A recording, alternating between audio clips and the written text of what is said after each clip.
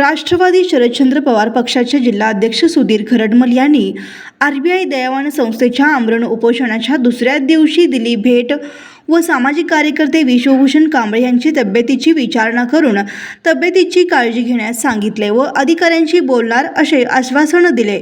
यावेळी उपस्थित कटकधोंड शेरखाने व संस्थेचे पदाधिकारी उपस्थित होते।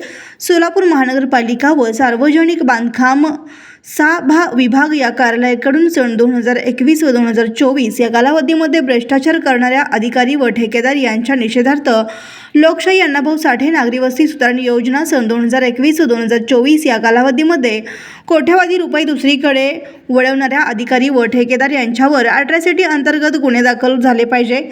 डॉक्टर बाबासाहेब आंबेडकर विकास योजनेतून सन 2021 व 2024 या कालावधीमध्ये प्रशासकीय मंजुरा घेऊन कोट्यवधी रुपयाचे निकृष्ट दर्जाचे काम करणारे अधिकारी व ठेकेदारांवर गुन्हा दाखल झाला पाहिजे।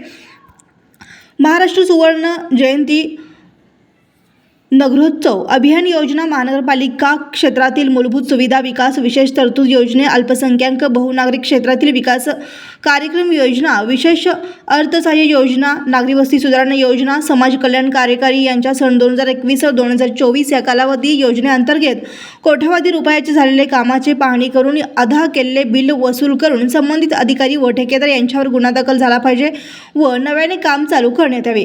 मुकुंदनगरमधील सार्वजनिक शौचालय 8,41,818 रुपयाचे काम निकृष्ट दर्जाचे करणारे अधिकारी व ठेकेदारावर गुन्हा दाखल झाला पाहिजे व पूर्ण बिल वसूल करून नवीन सार्वजनिक शौचालय बांधकाम व्हावे।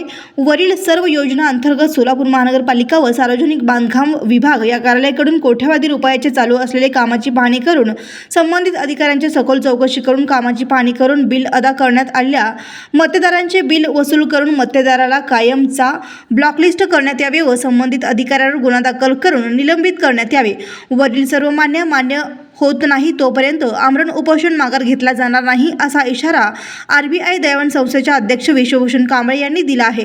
संस्थेचे सर्व पदाधिकारी यावेळी मोठ्या संख्येने उपस्थित होते।